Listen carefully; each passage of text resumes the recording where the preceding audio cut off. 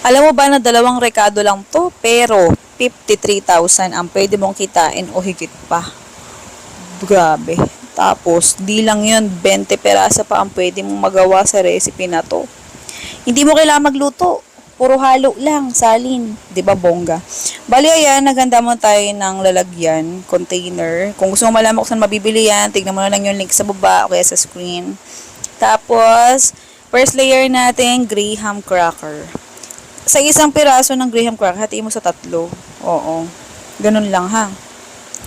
Habang tayo naglalagay ng graham cracker, comment ka lang sa baba kung saan ka. Mali mo ikaw na yung susunod natin na mabigyan ng libreng electric hand mixer.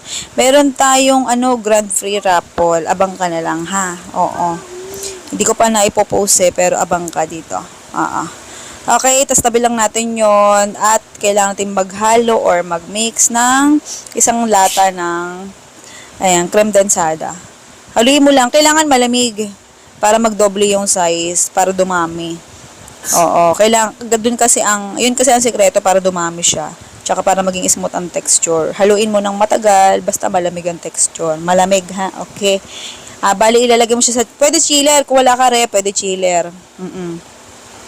After nun, balikan natin tong container na nilagyan natin ng graham cracker, tapos yung hinalo natin ng creme densada, ganyan lang. Tansya-tansya lang. Bali dito sa recipe na to, 20 peraso ang nagawa ko.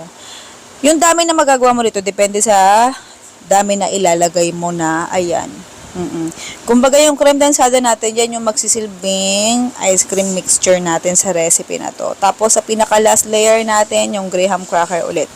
Sa ice cream mixture natin, pwede kang maglagay ng kahit anong flavor. Kasi sa recipe na to, classic lang ang ginawa ko. Para sa mga nagtitipid, nag-iisip ko ano pang pwedeng gawing negosyo na sobrang dali lang at hindi masyadong komplikado yung rekado. Ito na yon. Bali, dito lang natin siya nilagay itong container para mas kaaya-aya at presentable. Oo, mura lang siya. Pwede mo siya ibenta ng mura. Pwede mo siya ibenta ng mas mataas.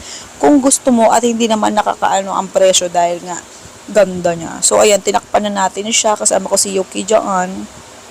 Habang ginagawa ko yan, may buntot akong bulinggit. Nakikilantak ng graham cracker. Gusto nga rin yan tumulong. Tapos, pagkatas natin siya ngayon, isalin at ayusin, takpan, lagay natin siya sa freezer. Kung wala kang freezer, pwede kahit chiller. Styro chiller. Lagyan mo ng sobrang daming yelo, tapos asin para di agad malusaw yung yelo mo. 2 to 5 hours, pwede na yan. Pwede mo na ibenta. Depende kasi sa freezer mo, tsaka sa chiller mo eh. Oo. Nasa sa akin kasi 2 hours lang, matigas na yan. Solid na, pwede mo na ibenta.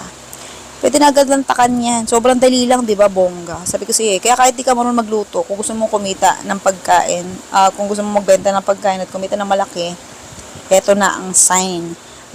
Hindi mo na kailangan problema at mag-isip kung anong pwede mong itinda. Ito na yun. Ito na ang sign. So, ganyan na siya tanggalin sa pinaka-molder, sa container mo. I-push-push mo lang yung pinaka-ibabaw. Tapos, ayan na. O, diba, bongga?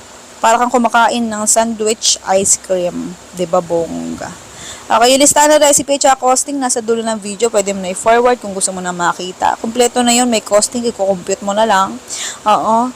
Ayan, sa mga nagsasabi, ba't daw alam ko na agad ang kikitain, di pa nga nabibenta. Sa pagninegosyo, kailangan talaga may costing ka. Pag may costing ka, alam mo na agad ang kikitain mo. Kung hindi ka marunong mag-costing, ay ngangak ka. Hindi ka pwedeng basta manghula lang ng presyo sa tinitinda mo. Hindi pwedeng gayahin ang presyo ni Juan.